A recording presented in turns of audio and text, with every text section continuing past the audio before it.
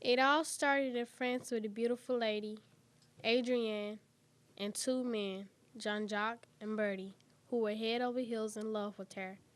Bertie was the king's nephew, and Jean-Jacques was in the king's personal guard. Adrienne had asked for only Jean-Jacques.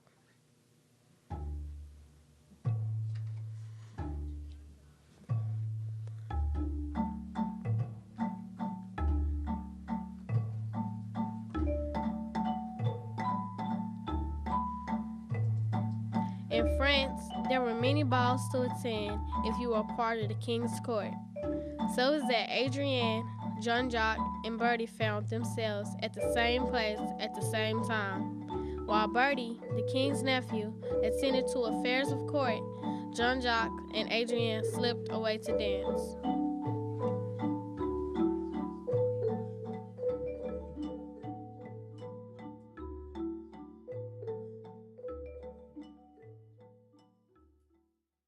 In another part of France, the king and queen were skirting away from the people who were furious and shouting, "We want food! We want food! We want food! We want food!" As their carriage rolled through the streets to parts unknown, the queen said mockingly, "Let them eat cake." Later, they both lost their heads. Back at the ball, Bertie suddenly noticed that Adrienne was missing from the ballroom, and so was Jean-Jacques. Bertie was overcome with the green-eyed monster, jealousy, and frantically searched for the two of them.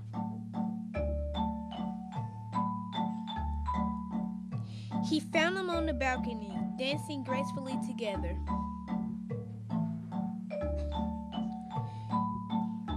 He pulled his dagger and charged at Jean-Jacques. With one hand, Jean-Jacques pushed Adrienne to safety,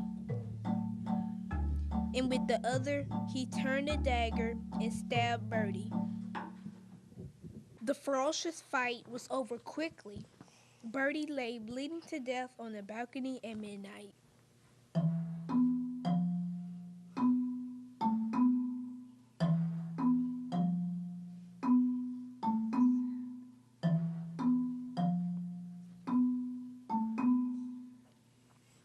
Adrienne looked at her beloved Jean-Jacques and said, "Run!"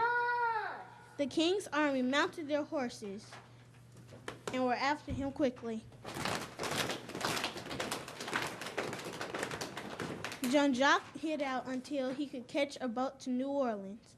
After all the commotion died down, Adrienne realized she couldn't live without Jean-Jacques. So she exchanged places with a crew member on the New Orleans boat and disguised herself as a cabin boy called Little John or Petit Jean. So the three got on the boat on the way to New Orleans: Jean-Jacques, Adrienne, and Petit Jean. On the boat, Captain Lacaze and Jean-Jacques became partners in an expedition to venture to Petit Rocher and Grand Rocher, which were rumored to be made of emeralds. The captain told Jean-Jacques that this adventure would be long, dangerous, and expensive. All that was no consequence to Jean-Jacques because he believed Adrienne was still in France waiting for his return.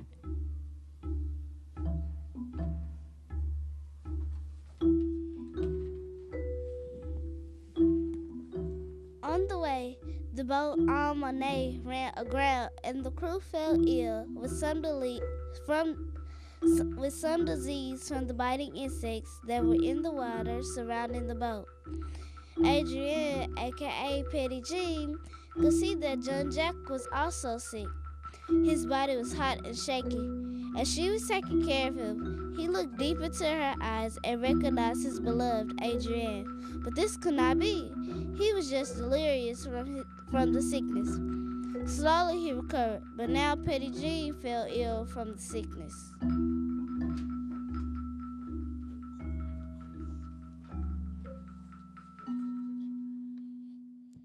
So the captain sent for the Chickasaw half-breed, Levi Perry, and his wife Naomi, who had curing ways.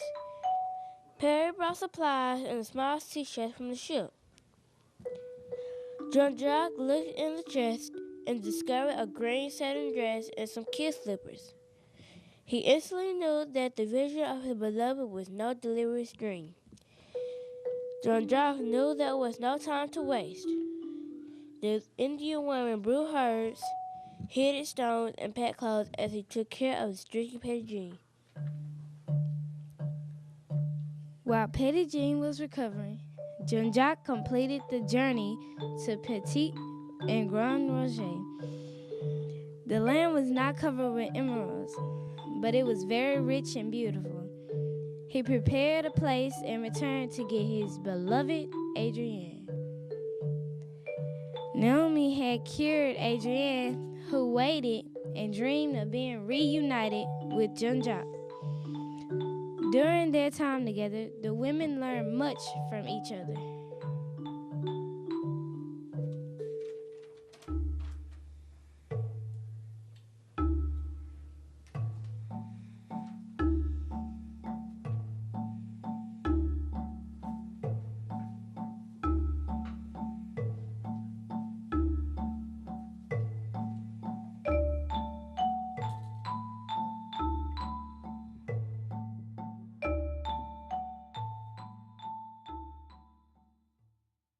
Jean-Jacques with Adrienne returned to the mountain, named it Petit Jean, and finished the dance they started long ago in France.